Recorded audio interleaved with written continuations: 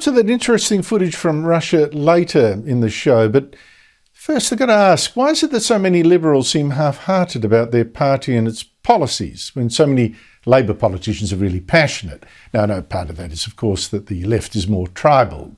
That's true.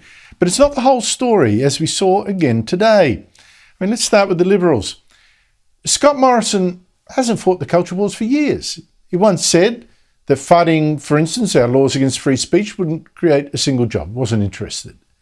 But then, just in time for this election, he handpicks Katherine Deves to run in the seat of Warringah, knowing that she was not just against women having to play transsexual athletes born male in sport, but was also against transsexual surgery for young people, and expressed herself in quite vehement ways.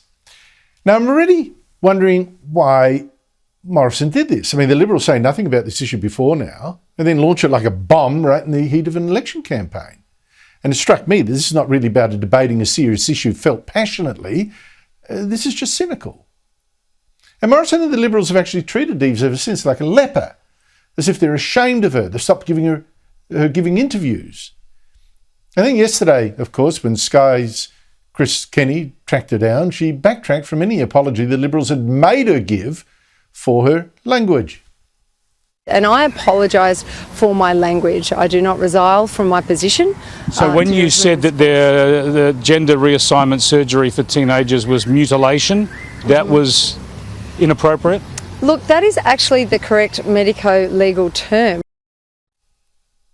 So Morrison today had only himself to blame, trying to defend a candidate less than 2 weeks before election day, while also seeming to distance himself from what she'd actually said. I'm sure many other Australians are concerned. This is a concerning issue. It's a troubling issue.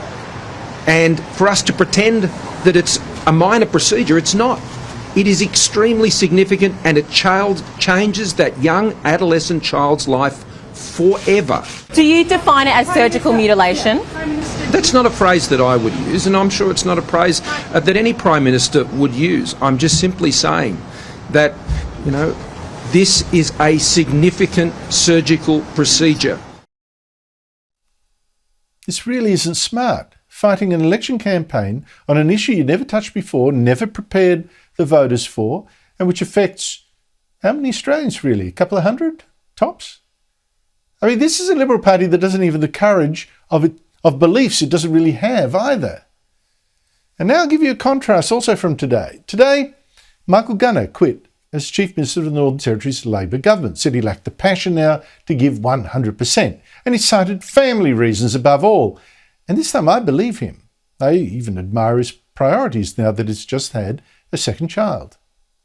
And when I held Nash for the first time, that was it. Game over. I knew straight away that I was done. I'm not going to stay in the job longer than I need just for the cheque or the ego. 46 is young for a poly, but it is pretty old for a father of a newborn and a toddler. And that's who I want to spend more of my time with now for as long as I can.